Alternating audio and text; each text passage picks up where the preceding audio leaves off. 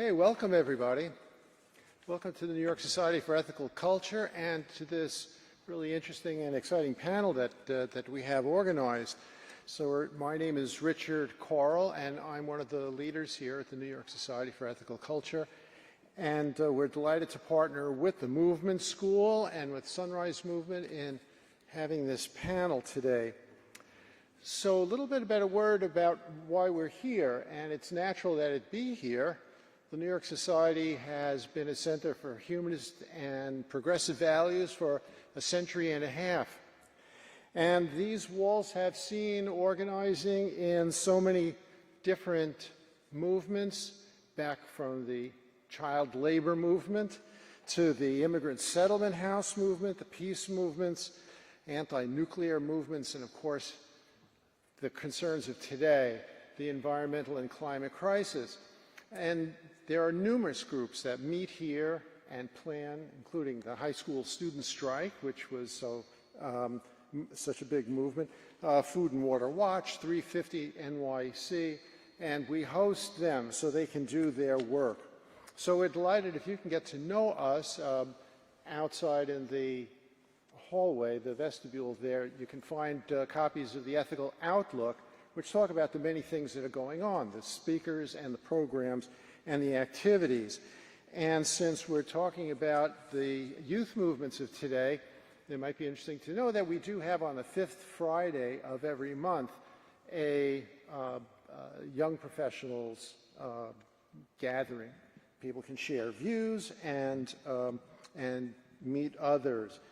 Well, this is really an important time for this kind of a gathering today.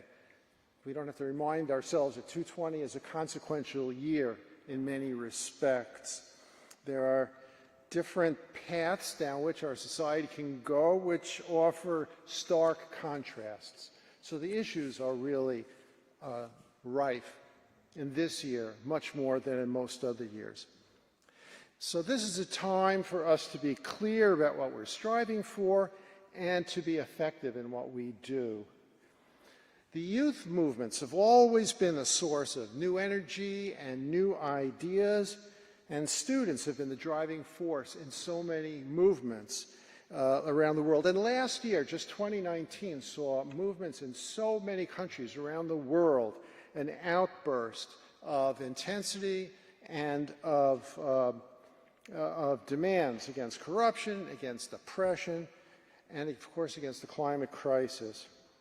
It's the young and the idealist who generate so many of the ideas, but at the same time, it's important to be creative, effective, persuasive, and yes, forceful. So the youth of each era is the one that grows to become the leadership of tomorrow, and the progressive ideas of our day to become the baseline truisms of tomorrow. So that's what we'll be discussing today, the youth movement of today, and where it's going and what efforts there are to give it cohesion. So we have a wonderful panel today, and to introduce them, I'd like to introduce Gabe Tobias, who is a co-founder of the Movement School. So Gabe, come up.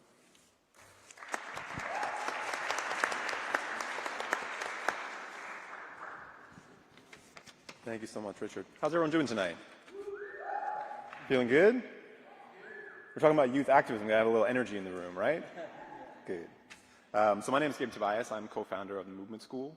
Just give a little context of how we got here. So the Movement School grew out of the Alexandria Ocasio-Cortez campaign. Some of y'all may have heard of her in 2018. And our goal, and this is not something we do usually, most of the time we're not organizing events. We're focused on training and leadership development for the next generation of progressive organizers. Do that across the country in 30 different states, as well as right here in New York City in public housing. And the way this event came to be was, Giorgio here, who I'll introduce in a second, through some of our work, we've come to part of a growing network of organizations across the country and across the world focused on the same sort of progressive power building. And so Giorgio from Chile got in touch and said, I'm coming to New York, what should I do while I'm here? New Yorkers among, I think, can relate that this is a difficult question. People come to visit the city to think about what are the things you should do when you go, what museums you need to see, what pizza you need to eat, avoid Times Square, these sorts of things. And Giorgio said, no, that's not what I'm talking about at all. So that's what brings us here tonight. Introduce our panelists. So start from this side. So Giorgio Jackson is a currently serving Chilean congressman and co-founder of the Revolución Democrática party in Chile, former student activist leader who also helped organize the Frente Amplio, the Broad Front in Chile, as part of the movement after the student movement in 2011. Next to Giorgio, we have Charlotte Alter. Charlotte is national correspondent for Time magazine, where she's currently covering the 2020 election. She's also the author of the new book, The Ones We've Been Waiting For, How a New Generation of Leaders Will Transform America. You can get information on that book right outside. There's little cards there. The book comes out on Tuesday. Very exciting times for Charlotte. Yeah. Next to Charlotte, Waleed Shahid is spokesman for the progressive group Justice Democrats, who have trained and supported young candidates for office around the country. He also appears on MSNBC. He's a former staffer for Representative Alexandria Ocasio-Cortez, as well as Bernie Sanders in 2016. Waleed. And our wonderful moderator, Sarah Jones. Sarah is a staff writer at New York Magazine, where she covers national politics. She's also a contributor to The New Republic, Dissent, The Nation, and Columbian Journalism Review. And she's a recipient of the 2019 Mirror Award for Best Commentary. Sarah. I'll hand it over to Sarah. Thanks so much.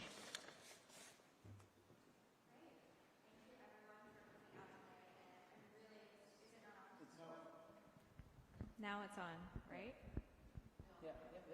Okay, great. It's been a long week. Thank you so much for coming out tonight, and I'm really excited to get right into it. As I'm sure a lot of you know, 2019 was really a year of protest, and not just in the US.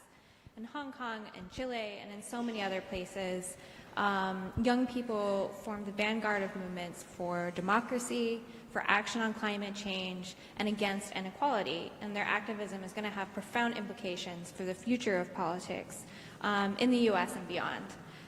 So with that background in mind, Giorgio, I'd love to start with you, and I would love to hear more about how student activism in Chile has helped shape the current opposition to the right-wing Piñera government. Can it be a little louder, please? Like right like this? All right. Very not awkward at all. If you want, did you hear the question? Yes. Did everyone hear the question, or should I repeat it? All right, I will repeat it. So with the background in mind of 2019 being this year of protest in so many places, including Chile, I'd love to hear more about how student activists formed the current opposition to the right-wing Piñera government. Okay. Are you hearing back there? Yeah. So first of all, thanks to Gabe and also to this place, this amazing place, for having this conversation. Of course, I would love to share some initial thoughts, but I'm very interested on the conversation that could be after the initial words. In Chile, historically, the student movement have been very. It has a lot of protagonism on the different. I don't know if revolutions, but movements, social movements among the history. So.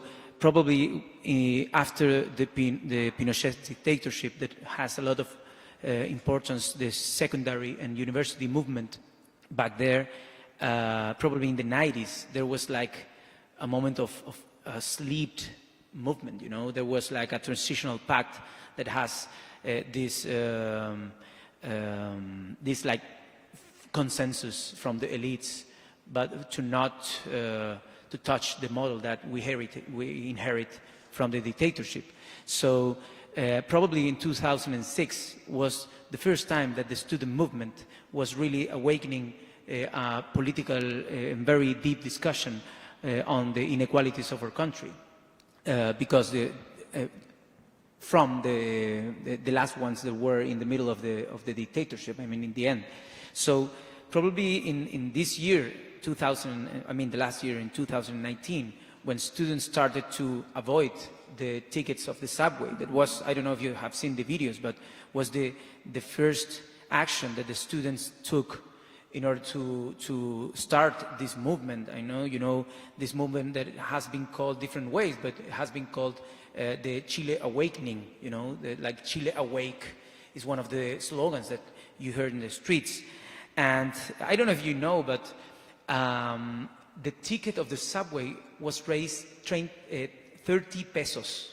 30 Chilean pesos is about 5 cents of dollars. So you would say, why people went so upset? I mean, subway stations were burned and there were massive protests, and you would say that's not about 5 cents of dollars.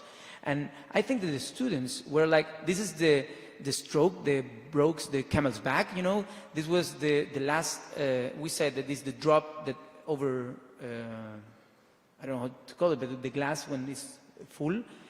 And the student movement has a very important role in critical thinking, because mainly when you are working and you have like all the 8 hours or 10 hours, if you count the transportation hours, you get into your house and you get tired. So probably the student movement historically has been able to have the time to rethink the society, you know, rethink the inequalities that people are used to.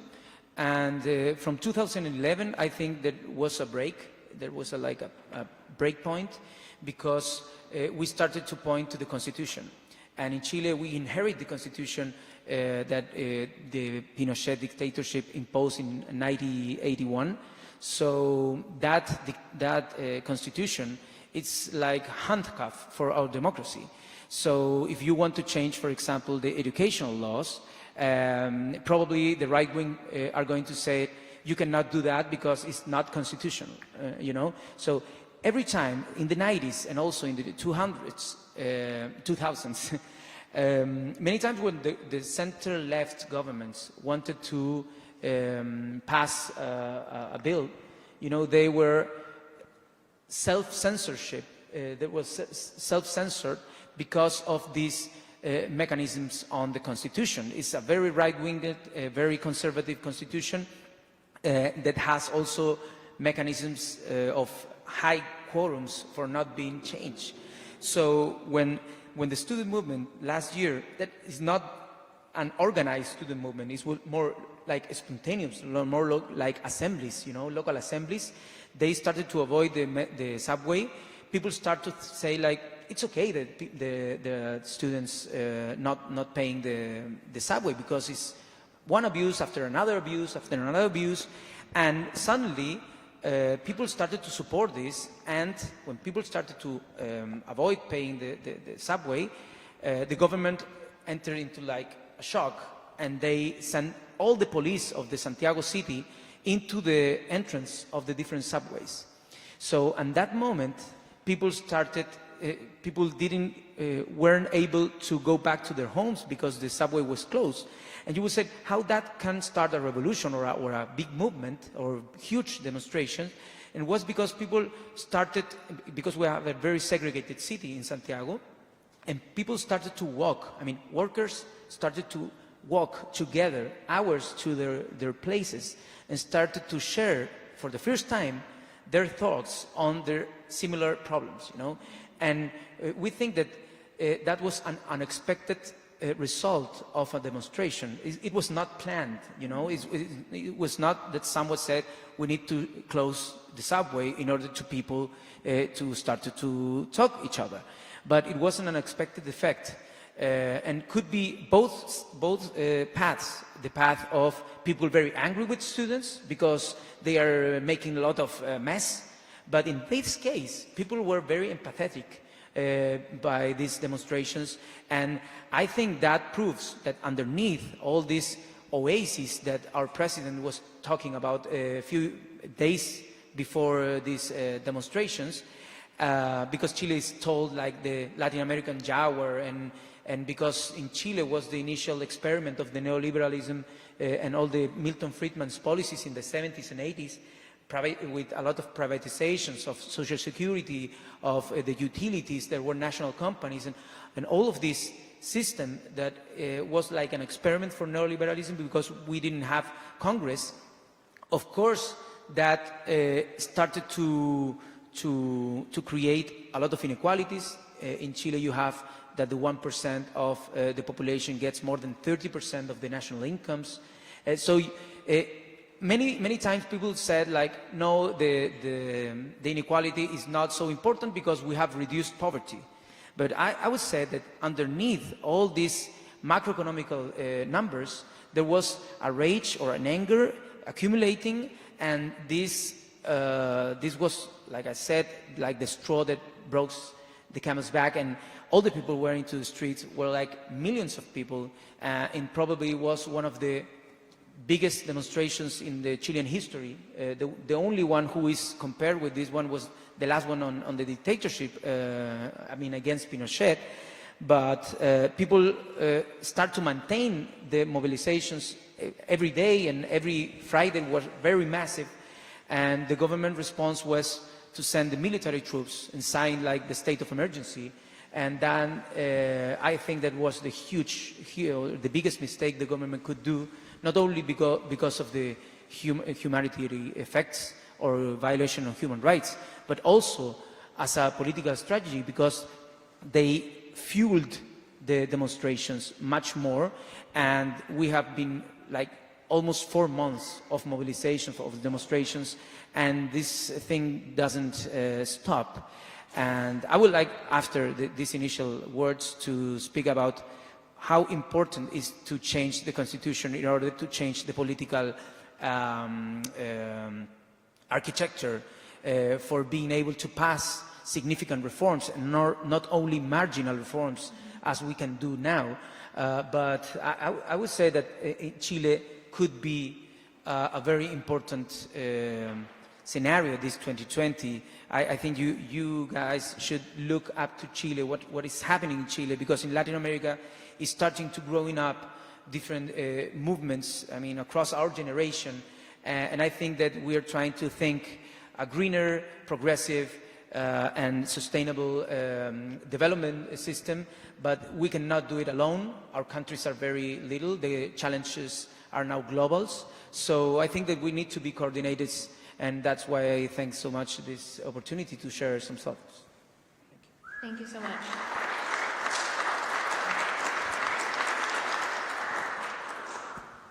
Obviously, there are some major differences between youth activism in Chile and here in the U.S. In the U.S., with the exception of certain recent major activism like Occupy Wall Street, we haven't seen young people out in the streets on quite the same scale. But you talk about inequality, and you talk about the sort of anger that is rising up in young people, and I think we all probably agree that we see something similar here in the U.S.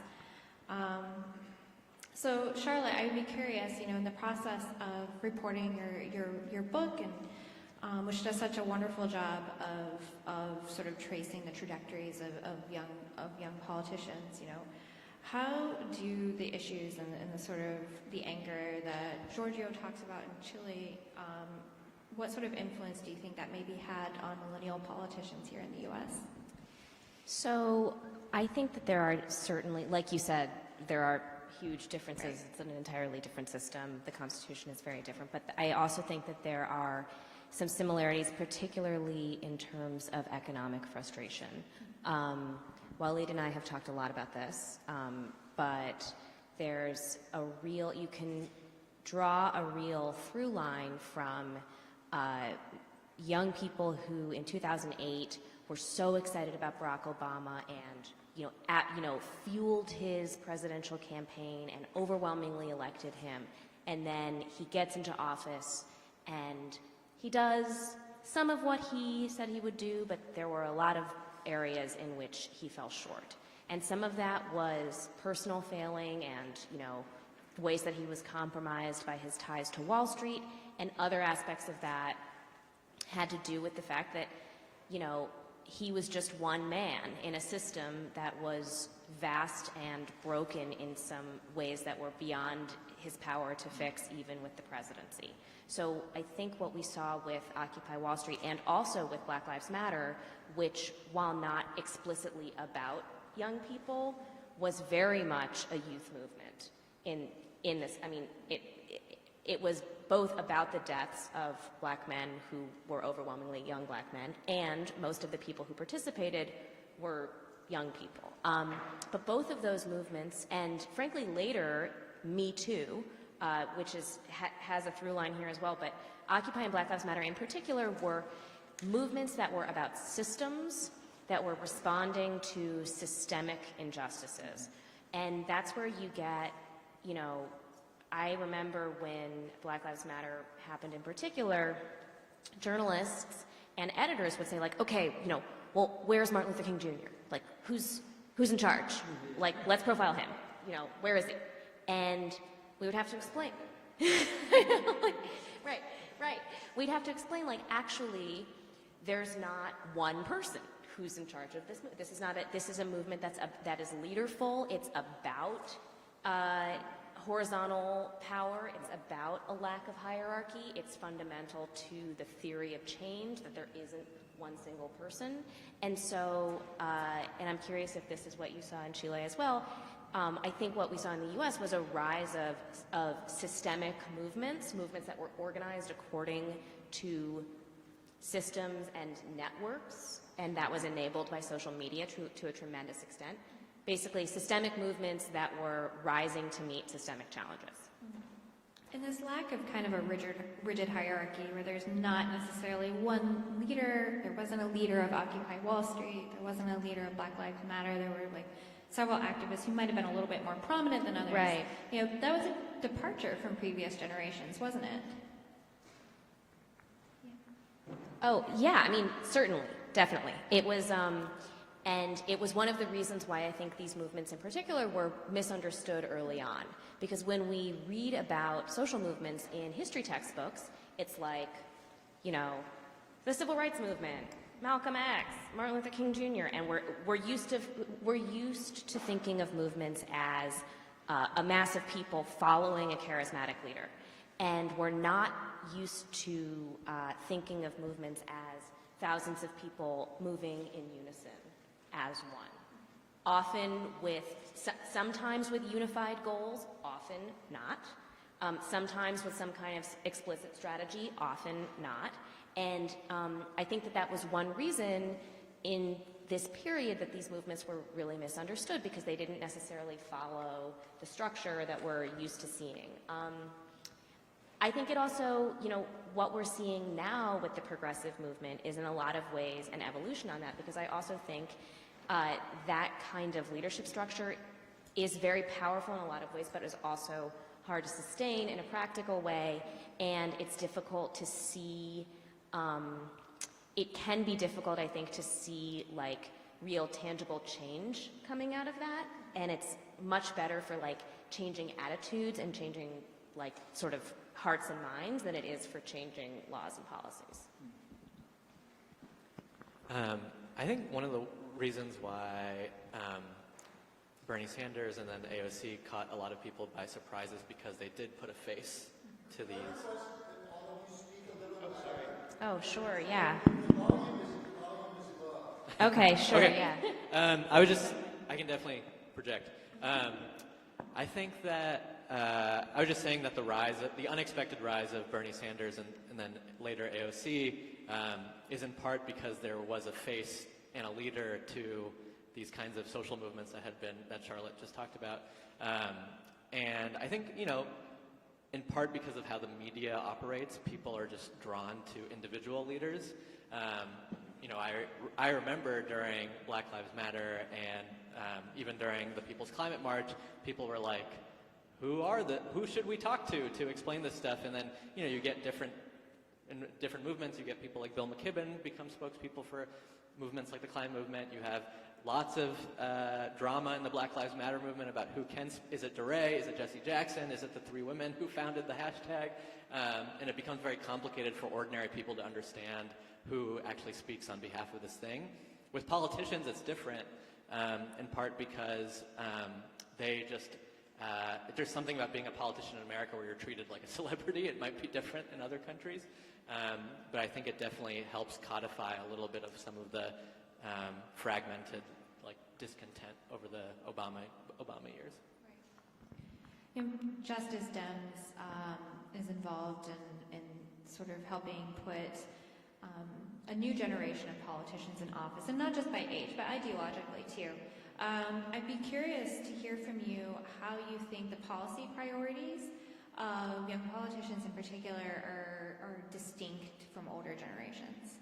Yeah, so in the United States, a majority of people under 35 identify as socialists. That was not true in 2014.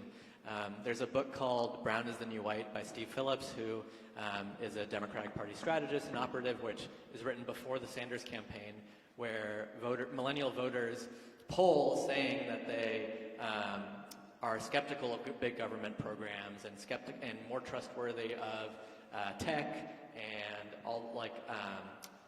and basically the private sector.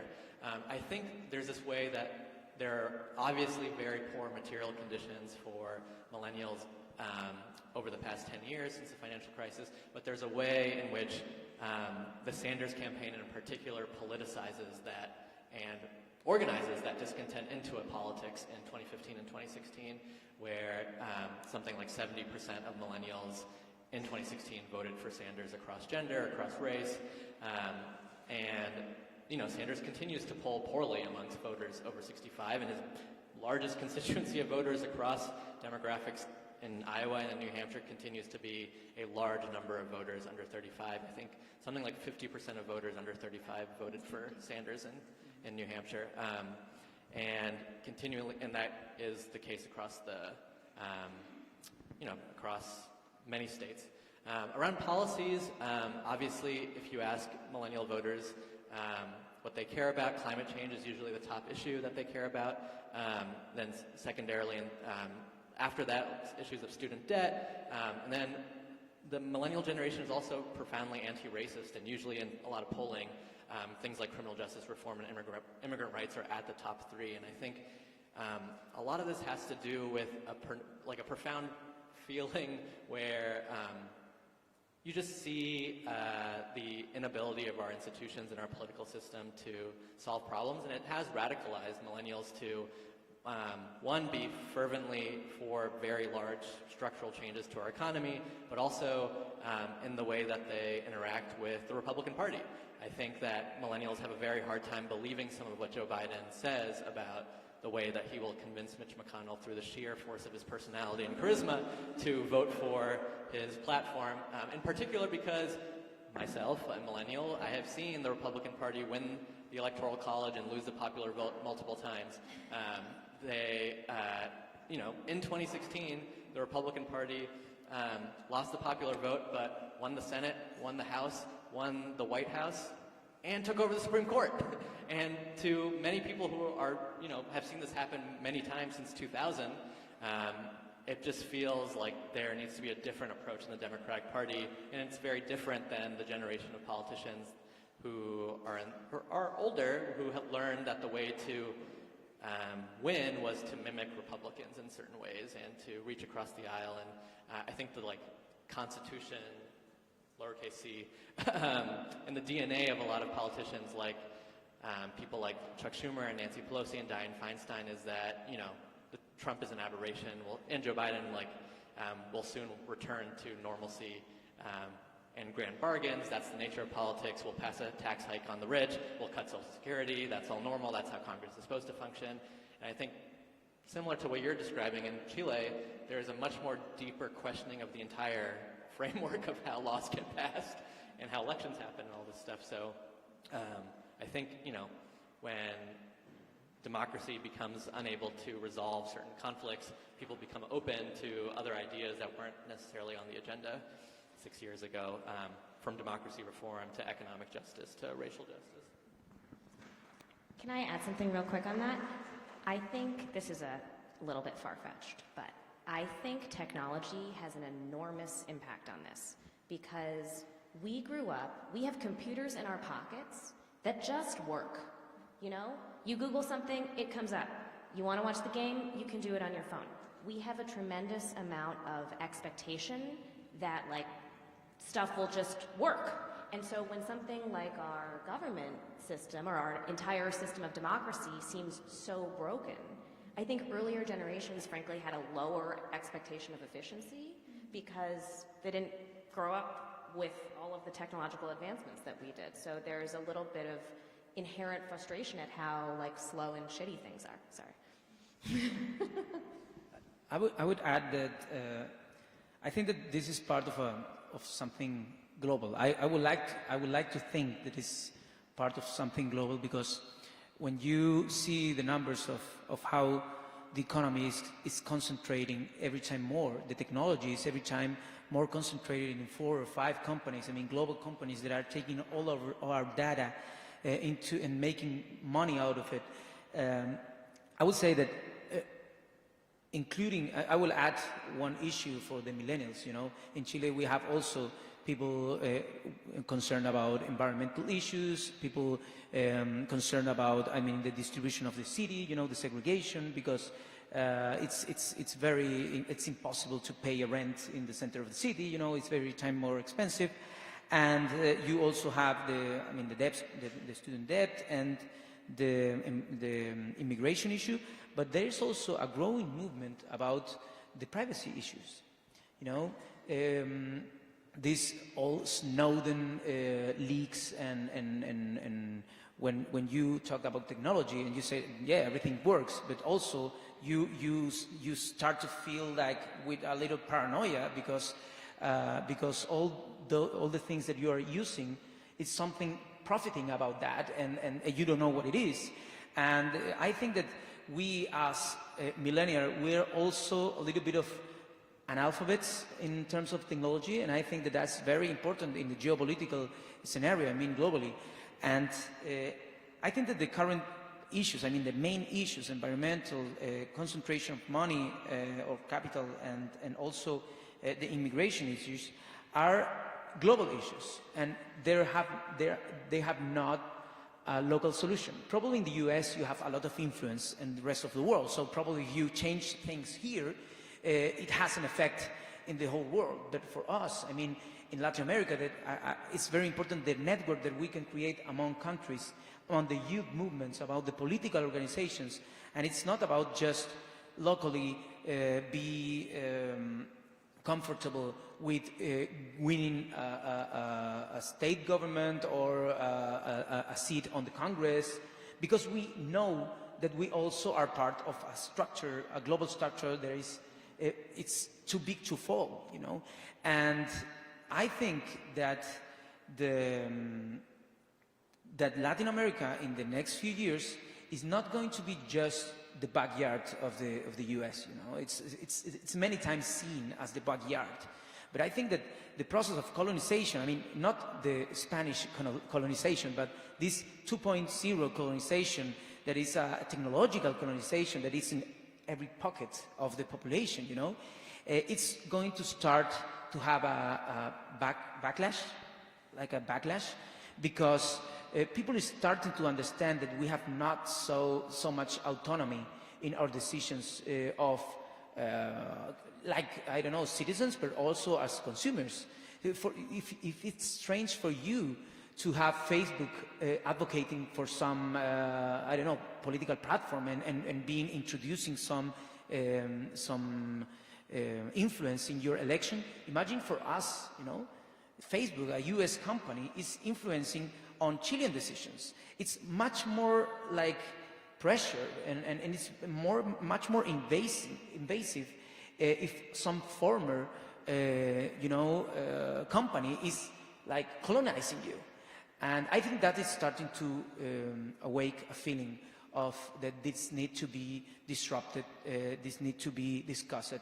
And I hope really that in Latin America we started to create that conscience in order to build a new way of trade in global. We inherit this WTO way of thinking the commerce, the trade, and I think that it's the moment to start to think another way of trading, you know. Right. Although in the U.S. we haven't seen mass protests on quite the same scale. You know, there were subway protests here in New York City, but you know, no one quite shut the city down. Even so, we have seen the growth just over the last few years of youth-led movements like March for Our Lives, advocating for more gun control, the Sunrise Movement, which is co-sponsoring this event. And Waleed, I'll start with you. Could you just describe for people how these youth-led movements are altering electoral politics, even if, you know, their members don't have a critical mass in Congress right now? Yeah, so a lot of the newer organizations you're seeing are, you know, from Sunrise to groups like Justice Democrats or even Black Lives Matter, If Not Now. These groups are largely formed around an experience of failure, an experience of failure of what people felt like was the inability to to organize the movement that was Occupy Wall Street and Black Lives Matter into like a structure that could last for years. And there were lots of social movement organizers who took a lot of the lessons from, you know, going all the way back to Saul Alinsky and like the founder of modern American community organizing, to studying the civil rights movement, to studying the ways that studying ACT UP, to figure out how you could have an organization that was both disruptive and organized and could last. And you have a lot of organizations that are learning from lessons from movements in the United States from the past. And I think one of the interesting things about these new movements is that they're not apathetic about electoral politics in a way that social movements in the United States might have been in the past, or not even apathetic, but that it was never a priority. I think for a lot of these organizations, they would put electoral politics either first, second, or third on like one of the tactics they used. And, you know, one of the things in AOC's primary against Joe Crowley in the Bronx and Queens is that what she was able to do was match millennial turnout with senior turnout, which is unheard of in a primary campaign, and unheard of in most campaigns that most of the people who vote, whether it's in primaries or generals, are unable to do that. And it's based on a lot of, you know, young people feeling activated in politics. Youth turnout in New Hampshire was higher than youth turnout in 2008 or 2016 in the primaries.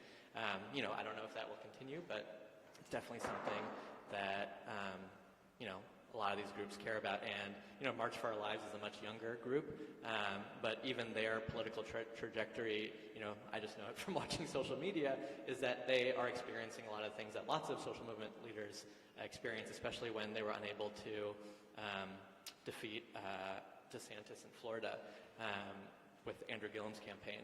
I think lots of people become open to different interpretations of their own failure. Like, is it because the system is rigged and we need to move more toward protests? Is it because we are too apathetic to electoral politics? Is it because, you know, we should just shut down and start communes in Vermont and stuff like this? So, you know, I think it's, you know, one of the March for Our Lives founders has become, just last week, a advisor on gun policy to the Sanders campaign. And I think there have been campaigns that have been trying to pick up some of these people too, that is really putting their influence, particularly on the Democratic Party.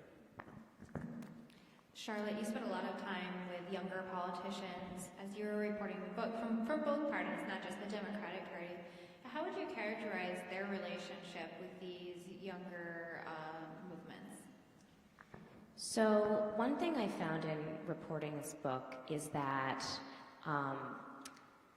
actually there are several really high-profile young leaders who are really intimately entwined with these youth movements, and AOC is the best example. And I kind of say, you know, I kind of think of AOC as somebody who is an activist who happens to wear a congressional pin.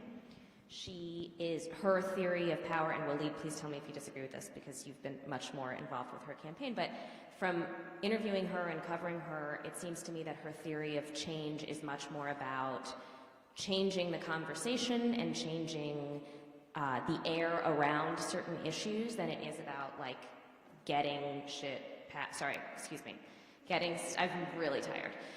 Getting stuff passed immediately. And that has a lot to do with things like the fact that Mitch McConnell has the Senate and all kinds of structural barriers. But I would say that it is important to remember that the vast majority of young people who got elected to Congress in 2018 were actually moderates in conservative districts or swing districts who are significantly to the left of their parents on issues like climate change and guns and economic inequality, but are not actually necessarily of these youth movements. So it's important to remember that while there is a tremendous amount of energy and activism in these youth movements that we're describing, many of the people who actually like put points on the board for Democrats and won the House of Representatives for them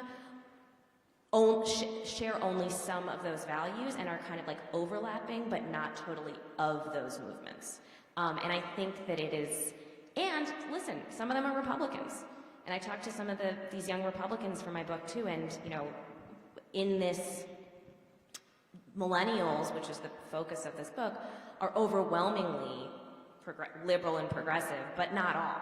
And so you can't say that it's like a universal political disposition just because that's where a lot of the energy is right now. So that's one thing that I always try to remind people, is that there is a vast spectrum when it comes to youth in politics, and there's a tremendous amount of energy on the left right now.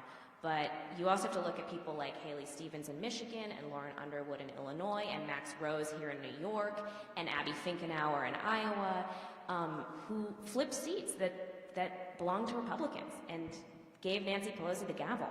And a lot of those people were not for some of the things that their cohort has been agitating for. And that has a lot to do with geography too, by the way, which is a whole other thing. I'm going to pick something that Charlotte said. This thing about changing the conversation for us is crucial, you know, because when we arrived into the Congress in 2014 with another student leaders, it was impossible to pass a bill, you know, because we were like 2 or 3 about 120. So when we started our first bill was something that we talked a lot about in campaign. It was a bill in order to reduce in half our wages as congressmen, you know, because it's way too high in Chile. In that moment, we're like 40 times the minimum wage. So we put this project, and all the people said like, "Oh, you are putting you know, bills that you cannot pass." And the main criticism for us was that we just put bills that we could not pass. But we said, like, our response was, well, we cannot pass it because those another 115 or 18 doesn't want to, but it's not that it's not possible to pass it. And we started to change also the conversation, the political discussion. And when we created this broad front, del Frente Amplio, and we created a new party besides the bipartisanism that we had in our country from the 90s until the 2016, that we created the Frente Amplio. I would say that the campaign of Beatriz Sanchez, she was our candidate to the presidency, and she got 20% in the first round. You know, was really amazing. Her campaign was about to say the program, I mean the issues, address them directly, not by this like mindset that the center-left mainstream parties has, like, no, we have to take care of how to say things in order to conserve the people and win the center.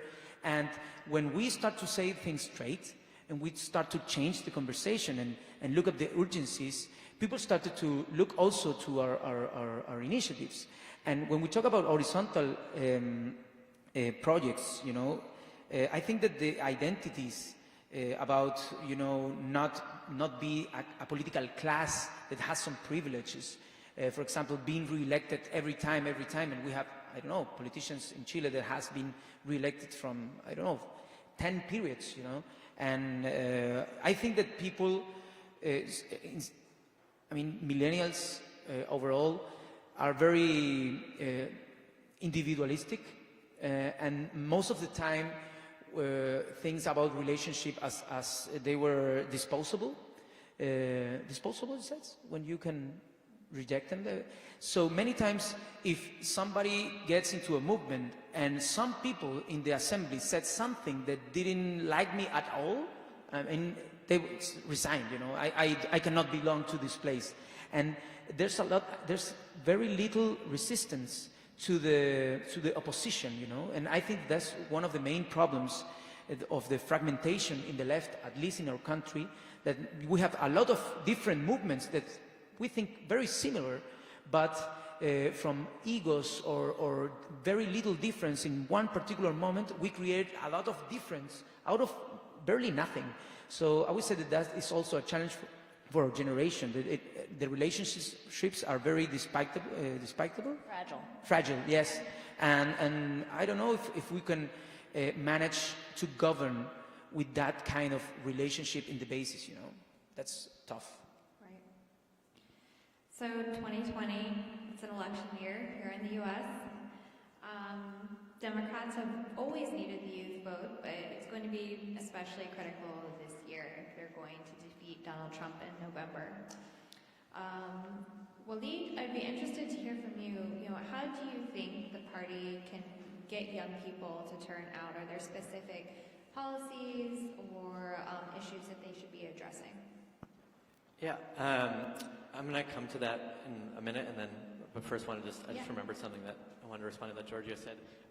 In 2016, I was invited to a conference in Berlin of European left-wing parties, and it was during the height of the Sanders campaign, and I was actually teaching European parties how to do canvassing, because in most of Europe they don't have door-to-door canvassing.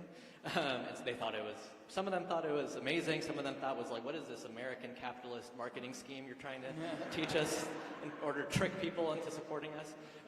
But the thing I was shocked by was that people who were in my general age demographic were leaders of political parties in proportional multi-party systems. And I just want to remark that in the US it's very difficult for younger people to have their voice expressed in the political system because we aren't allowed to create our own party, and you have to like jostle within a very large, center-left coalition where money just dominates. And it's just, I remember being very humbled and very inspired by people I met from Greece and Spain and from Israel, from Germany, who were part of lots of social movements around the same time as the financial crisis, but then had formed political parties, and like you, were seated in parliament a few years later, and were making, a lot of them were not governing, a lot of them were in opposition, but were putting things on the table.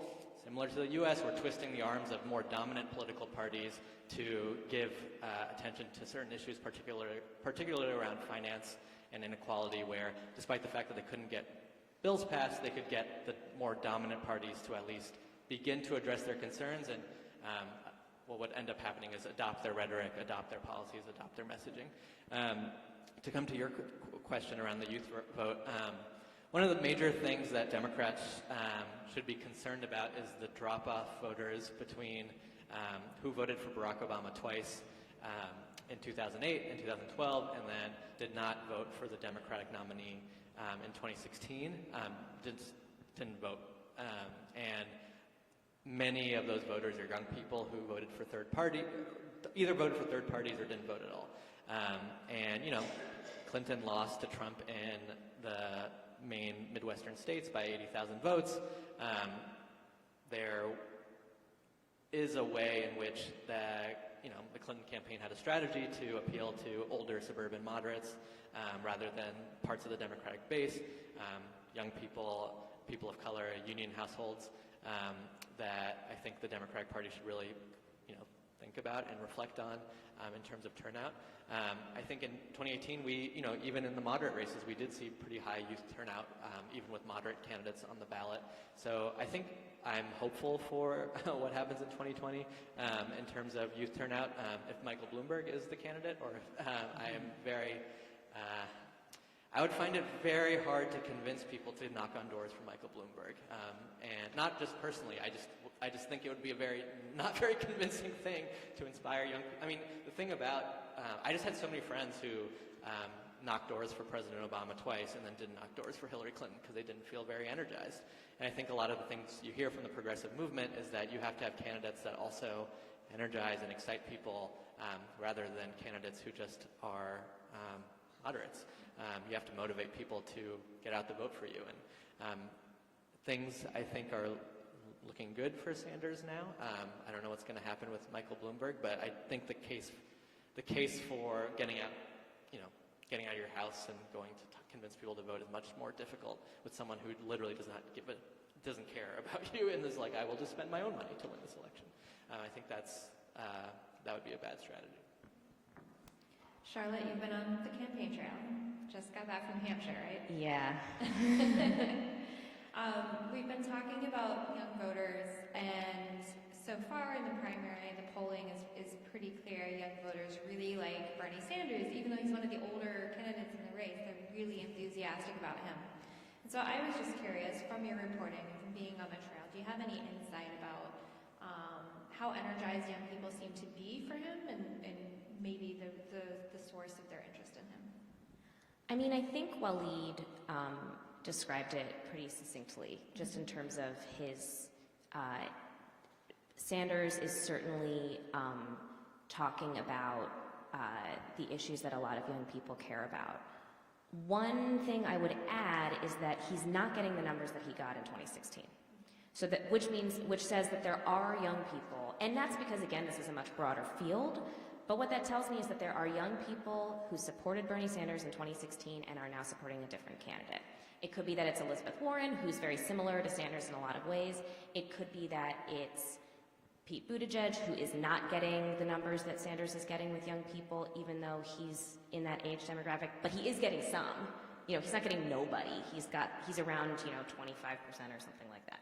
And so I think that is a thing to remember, that this coalition, that Sanders is still coming out on top, but now he's running against 7 people, not 1 person, and he is not getting more votes than he got last time. He's getting less votes than he got last time and winning because he's running against more people who are dividing the vote. So I'm not trying to say that, I still think that Sanders is definitely the front runner in this race because of his youth support, but I also question some of the narrative around him because I do think it's important to note that there has been a drop-off. I think that, one number that keeps coming back to me is that, here's 2 numbers to think about. One is that 16 million people turned 18 between 2016 and 2020. Those votes are very gettable for Democrats. The other number that keeps coming back to me, which is frankly a number that I don't have, and I don't think anybody has because it's very not politically correct to ask for this, but Trump overwhelmingly won voters, white voters, who were over the age of 65. And we don't have polling we don't have age breakdowns over 65. So we have no way of knowing how many 80-year-olds voted for Trump, how many 85-year-olds voted for Trump, how many 75-year-olds voted for Trump. Those are not numbers that are easily accessible. So we don't know how many people voted for Trump last time and are no longer voters. So that is a huge question mark in this election. I also think, as Waleed said, Trump won 3 states with 70,000 votes. So that's a fluke. He very well could replicate that or something like that, but motivating young, my book is about generational change, and the argument that I make about this election, which, by the way, this is not a book about the election because I finished it last year, and so there's a lot of stuff that, if you're looking for the latest on the Sanders-Buttigieg fight, you should read my articles, but it's not in the book, but you should still read the book. But this is a generational shift election no matter which way you look at it. Because right now, I mean, Michael Bloomberg is looming in the background, so who knows what's going to happen with that. But where we are right now, we've got, if Pete Buttigieg is the nominee, which seems more possible than it did a year ago, he will be the first millennial presidential nominee.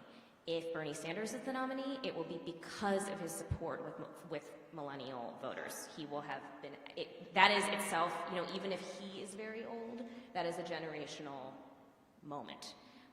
If Trump loses, it will probably be because young people got really involved. So I do worry about some of the conventional wisdom around young people that, like, as Waleed said, that they can be taken for granted, that Democrats have to, nominate a moderate to appeal to this older base. I think that Waleed is right that it's a big risk, because if you lose some of those young people, you might lose the election. As we're talking about youth activism and younger politicians, Waleed, what do you think has to change materially about politics here in the U.S. for it to be easier for people to sort of make this transition from activist to elected official, as Giorgio has done here in Chile? Our political, I kind of alluded to this in the last answer. Our political system is very difficult to get involved in terms of like what you need to know to be involved in electoral politics on like an ongoing basis relative to, my parents are from Pakistan. Like there are party workers who work in political parties in Pakistan who, like, you don't need to know how to send a fundraising email or how to, like, report on a canvassing sheet, or know, like, the many different things that are different between a super PAC and a PAC and an IE and a C3 and a C4. We have a lot of rules around our system that make it much more difficult to get involved in. When you go and vote, you vote for a candidate, not a party. That makes it more difficult because you don't really know. It's all based on name recognition, so you're already against, when you're running, if you can just, in so many ways, a lot of what campaigns are about is raising your name recognition. And the way you raise your name recognition is by putting lots of money around, lots of advertisement. And so in some ways, it's not like a fair game when it starts. I think there's very little professional development and ability to develop your skills if you are a young person who wants to move from, protest and social community organizing into electoral politics for these reasons. And there's a lot of gatekeeping that happens. There's an entire consultant class built on making sure that the things that they know are not given to other people so that there would be more competition. And, in a lot of ways, the reason that Justice Democrats exists is to provide a lot of those services to candidates who can't afford those services from some of the most dominant consulting firms in our country. One of the reasons why Movement School exists is to help those volunteers on these campaigns learn how to become a field director or campaign manager or finance director or communications director. I got very little mentoring or coaching in any like professional way, but in other countries, political parties have youth wings where they, which is not like the young Democrats on your campus. There are people in training to learn how to become the next generation of all these positions. And I think we just have a very decentralized system where it's like a dog-eat-dog world. You have to learn things on your own. It's the Wild West. Nobody knows who's in charge. Tom Perez is not developing a system to, teach people these skills. There used to be something, Obama alums founded this thing called the New Organizing Institute that doesn't exist anymore, that served a very important skill that was teaching a lot of people these skills that Marshall Gans and other people had developed on the Obama campaign around a lot of these things. And, there's just no systematized way where the learnings from the Beto O'Rourke campaign and the learnings from the AOC campaign and the learnings from Stacey Abrams' campaign get passed on to normal people. What ends up happening a lot of times is they get hoarded by consultants as like, I know how to do this because I did this on this campaign, and now you have to pay me $1 million to teach you how to do it, which is bad. And I think, you know, Movement School and other kind of development programs are trying to challenge that market logic around some of that stuff. Yeah, and, you know, being a candidate is also difficult. You know, it's absurd to me that when you're running for Congress, you have to like know about every single issue. You're asked by the media about the Syrian refugee crisis, the North Korean issue, you know, things around charter schools, things around nuclear power, things around what to do about U.S. intervention in Somalia and things like this. And there's not much of a, you know, it's sometimes the learning curve is just very, very high for people.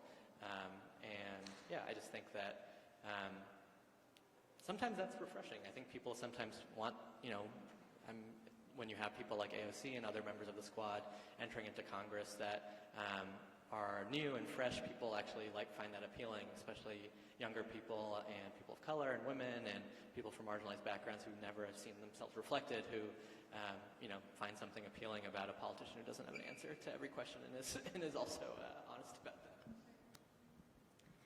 I think one challenge, particularly in making the leap from movement politics to electoral politics, is that the success metrics are different.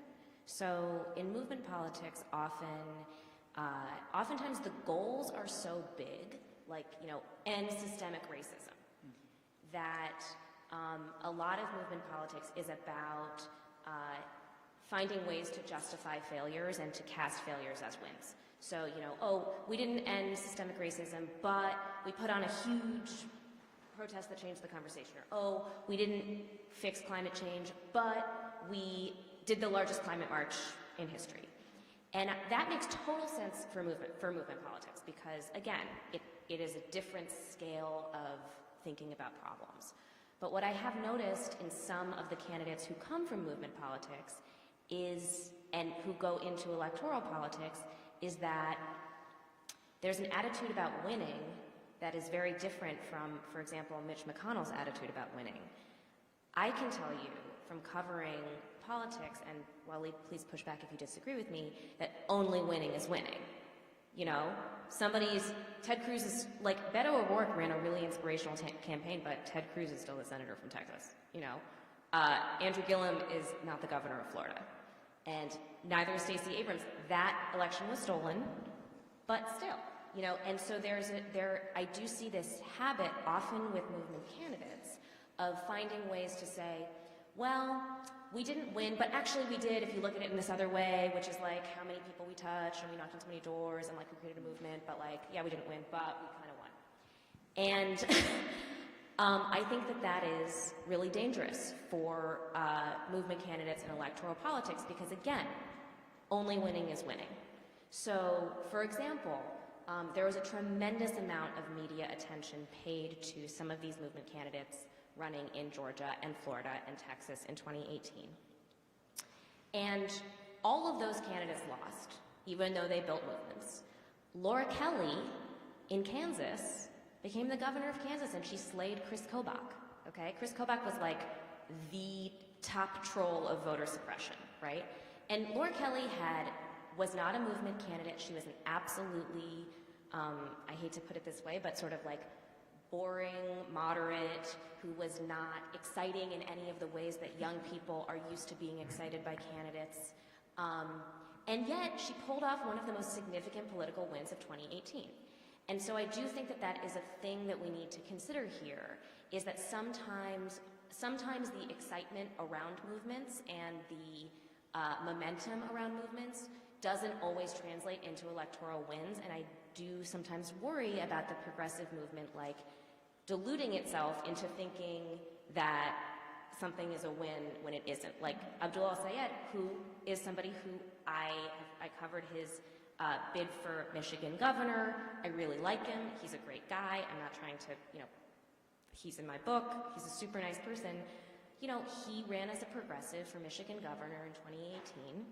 He lost badly to a moderate, Gretchen Whitmer, who's now the governor of Michigan, which is very good for Democrats to have a Democratic governor of Michigan going into an election year. But many of the conversations afterwards were trying to position it as a win, when it's like, dude, you lost by 30 points. Like, how is that a win? And finding ways to say, well, the movement really won, and well, we changed the conversation, and we moved the ball forward. But I have to, like, you know, maybe I'm being too hard-boiled here, but I kind of always come back to, like, only winning is winning. So maybe we have disagreements on that. Right. I'm sorry, we've got to cut, I think, to some questions. So I'll just open it up to people for that now, and I think there's going to be a mic.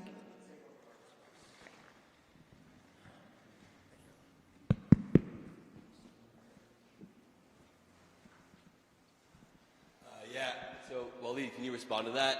Yeah, I want to hear your response. I know you disagree. We'll just take this one round, Yeah, one of the reasons I like to do electoral politics and moved from more social movement organizing into electoral politics is the clearness of the victory or the loss.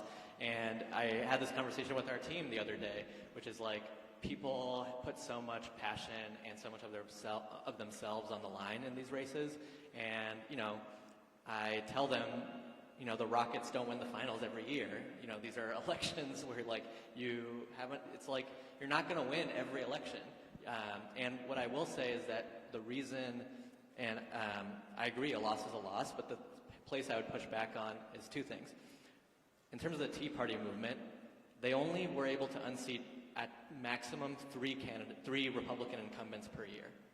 And most of the Tea Party challengers lost. And what they did do was move the Republican Party over time more toward its base, toward a conservative ideology, and just toward a more conservative party by eating into their vote share over time. So when Abdul or other people say that they changed the conversation, I think in certain ways, you know, I don't know the specifics, but I know for a lot of incumbents, you know, there's a great piece in The Intercept about a primary challenger, Sarah Smith, who challenged Adam Smith, who was the incumbent, incumbent Democrat in Congress in Washington. And the piece is all about how he allowed a vote on ending U.S. support for the war in Yemen because he was afraid of what happened with AOC's victory and thought Sarah Smith could challenge him. And in a non-multi-party system, that's all we got sometimes is our ability to primary challenge people and eat into their vote share and make them scared.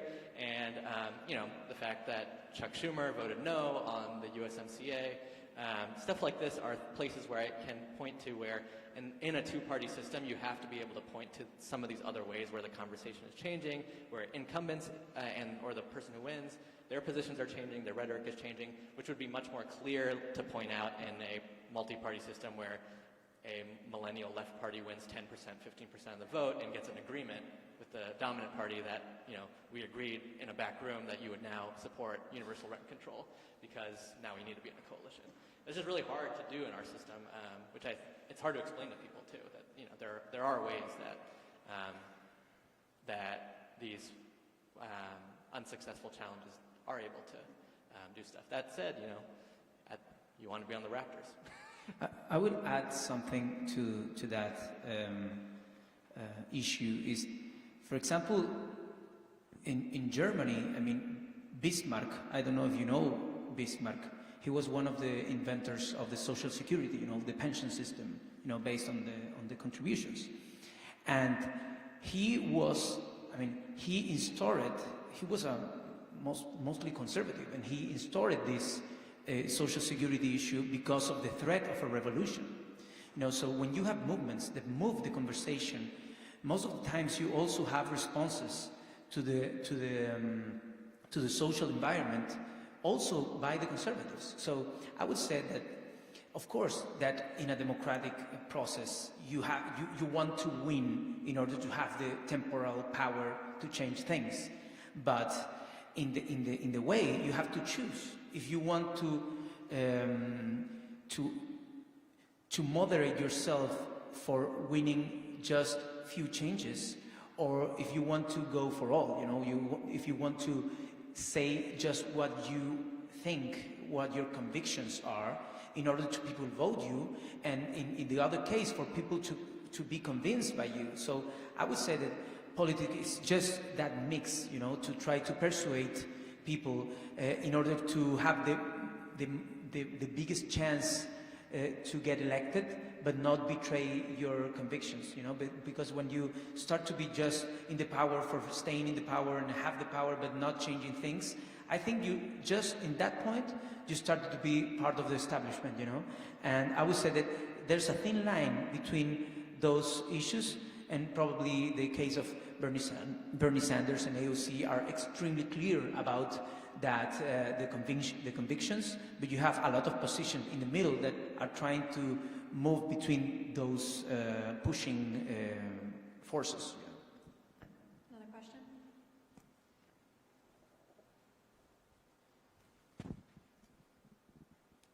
Hi, thank you. Great panel. I did not know that about Bismarck, so thank you. My name is Jessica Siegel. I actually teach journalism at NYU, a course on covering politics and activism. And something that often comes up is the tension between spending time online and actually having activism in the world that has an impact. So Charlotte, you especially talked about how technology has changed today's political movements, so they're more systemic, more organic. But can it also work the other way, in which people are tweeting instead of acting? So what are the elements needed to actually make political change? And is the technology a two-edged sword in that it's also making people think they're doing something, but they're not moving votes? Yes, I think that's an excellent question, and I absolutely think that technology can act as a weird sort of prism. And it's the kind of prism that reflects back to you the world as you wish it to be, rather than the world as it necessarily is. Because probably if you're online, if you're on Facebook, if you're on Twitter, if you're on Instagram, you're following people that you know. Those people are likely to see the world similarly to the way you do. And I think it's something that has, that I am increasingly concerned about. I mean, we all know about bubbles, right? But one thing that I'm increasingly concerned about, particularly with movements, and particularly as it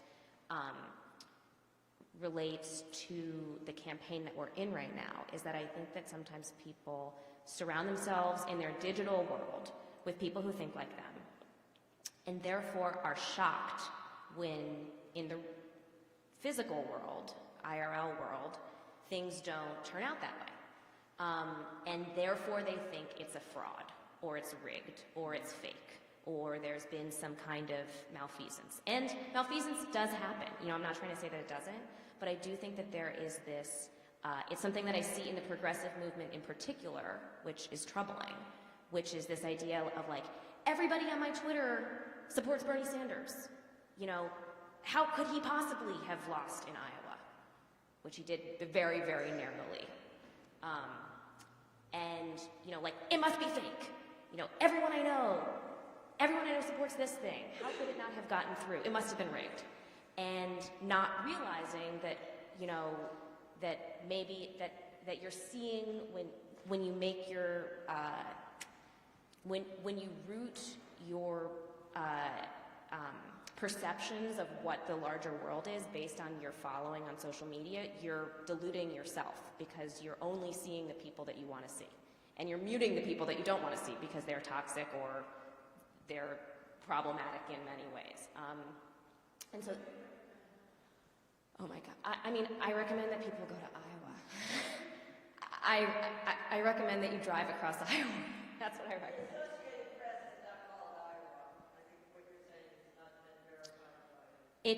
Iowa is sort of a draw. Bernie Sanders won the popular vote, and Pete Buttigieg has a narrow edge in delegates. As of the most recent information I know, correct, you're right. The AP hasn't called it, because again, there's all these irregularities and all this stuff. But that is something that concerns me, is that perception and reality often don't match up, and that that can cause people to increase their skepticism. to add something.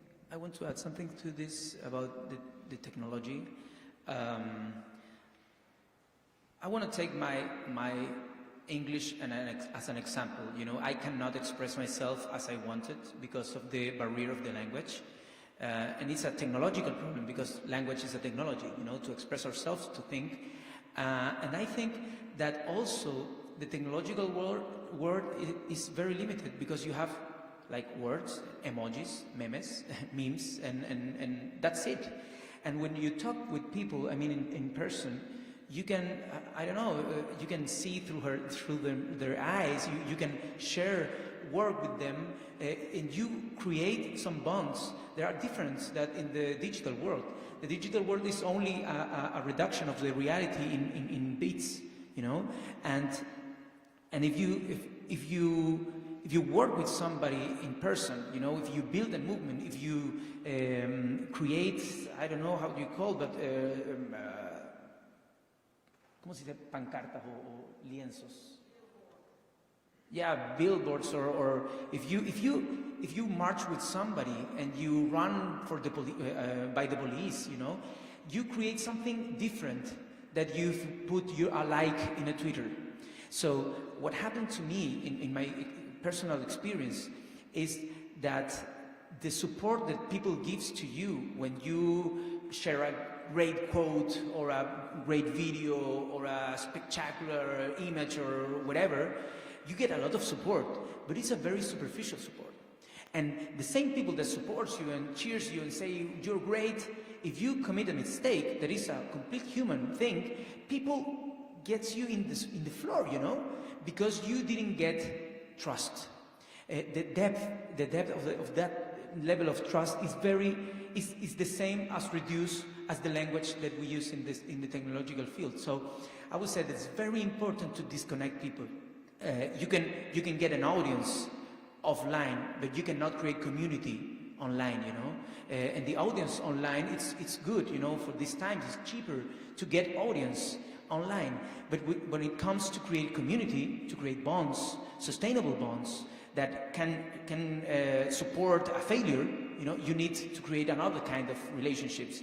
And I think that that's when it comes this identity that is not only about what you comment and what the issues and what is your position on the issues. It's about knowing the people and knowing the humanity, you know, and offline is crucial to that matter. I think we have time for one last question.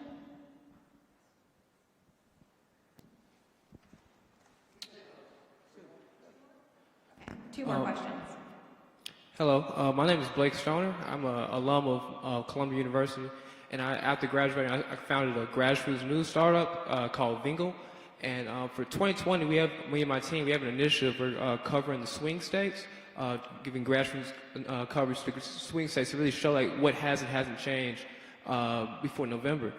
So I really just like to pose a question to the panelists to ask, what, in terms of covering the swing states, what types of stories do you think would be most beneficial when, you know, sharing with the public in regards to the conditions or the things that people are dealing with in the swing states?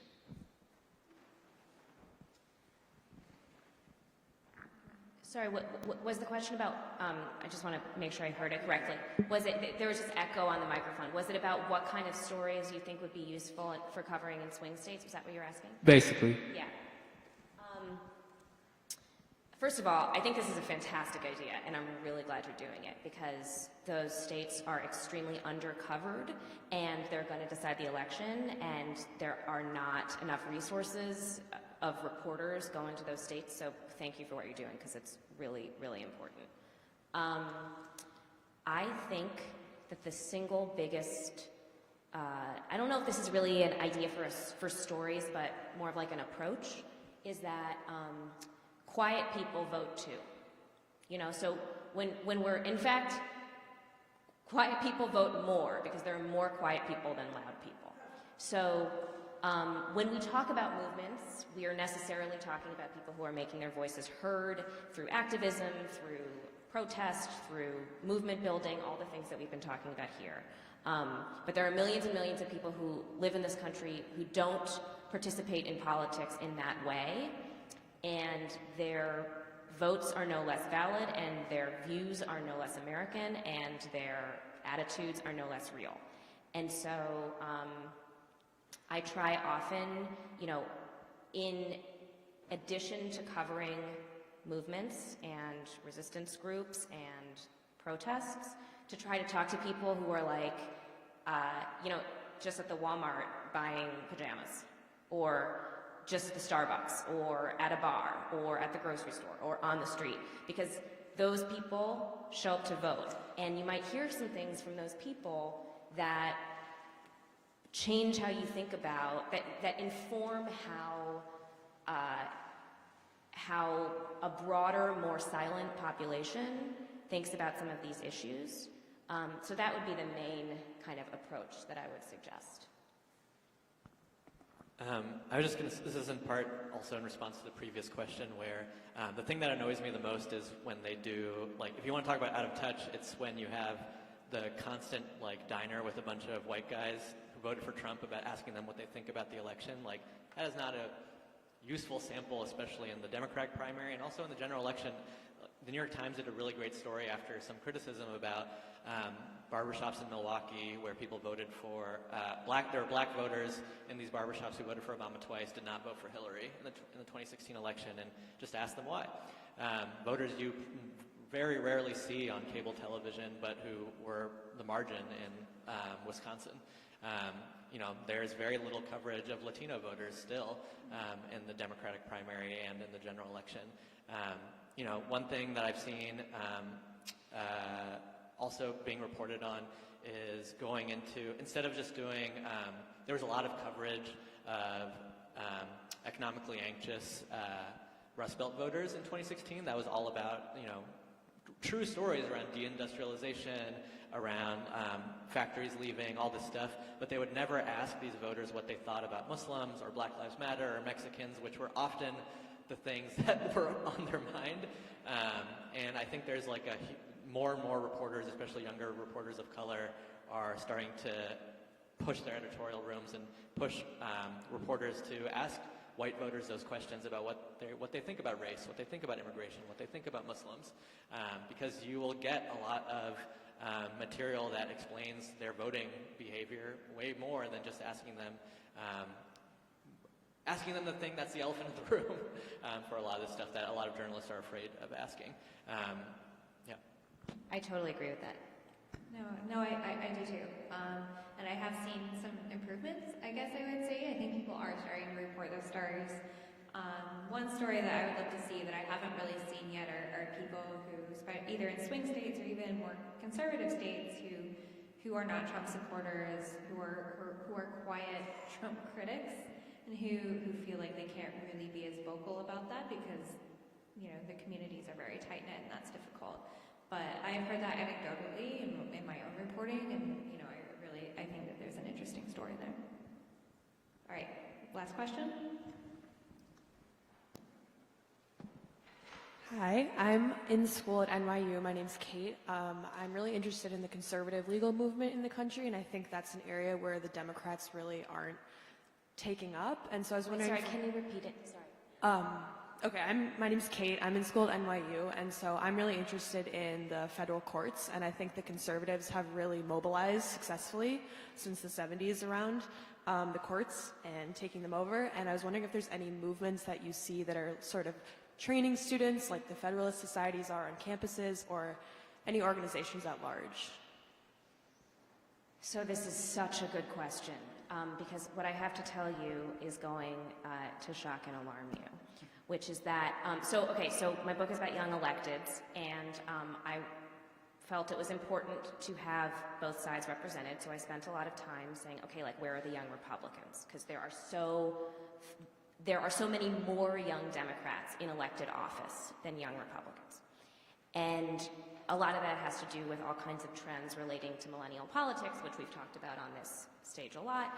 But one major thing is that if you are a young conservative today and you are deeply conservative and want to participate in American government and, you know, like want power, you don't run for office. You try to get on a federal court. And so there is this huge pipeline of extremely conservative young people, a bunch of Brett Kavanaughs right behind Brett Kavanaugh, who are right now being fed into the American court system like Skittles on Halloween. And, you know, and this is one of the reasons why I say only winning is winning, you know, because the costs of not winning for Democrats in particular are so high that it's just one other reason to be very concerned about lack of wins. But to answer your question, I don't know of a movement on the left that's equivalent to the Federalist Society, partly because, and this is something that we've kind of alluded to a little bit up here, partly because the Federalist Society is in a lot of ways like an example of the ruthlessness with which the Republicans have pursued electoral and judicial power in a way that is like win at all costs. We don't care if it's right, we don't care if it's popular, we don't care if it's morally good, or just win. And in some ways, the strength on the left right now can also be a weakness, because that lack of ruthlessness means that Mitch McConnell is deciding who gets on our federal courts, and has been for the last 3 years, and he's been doing a lot of it really well for them. And so, and it is, I think it's a really good question. It is worth asking why Democrats don't have a judicial arm that's as robust and as like calculated and mechanical. I mean, you could say it's the ACLU, you could say Planned Parenthood is doing it, but like, do you know of a leftist version of the Federalist Society? No, I mean, my first job was actually researching the Christian right, where this was a huge issue that we had to confront a lot, frankly, and you know, even back then, in 2013, there was no equivalent to the Federalist Society. You had the American Constitution Society, you had the ACLU, you had various, it was very fragmented, and nobody had the kind of money, I think, or the organization that the Federalist Society had. And so even back then, when Obama was still in office, I know that this was a fear that a lot of First Amendment advocates had, is that one day we would end up in this position, and the left would not have a response other than, oh, we've got to win elections. So that's a very pessimistic answer to your question. But You should start it. Yeah, Seriously, you somebody should. has to. So Great. I do know that Hillary Clinton's press secretary, Brian Fallon, started a group called Demand Justice. He's become much more radicalized since the Clinton campaign, in part because he saw Chuck Schumer saying yes to all these conservative judges and saw no one putting scrutiny on Chuck Schumer on allowing these conservative judges to get in, but that's a group I would check out if you haven't heard of it. One thing that what you said, Charlotte, made me think of is just the Republicans in the Senate who retired in 2018, or passed away in John McCain's case, and then Jeff Flake and Bob Corker, do you think that the younger brand of Republicans are more like Tucker Carlson and Richard Spencer, or more like... It's a great question. At least like the moderate types? Well, so Elise Stefanik is a really good example of this, because she started out more like John McCain, and then she's just turned.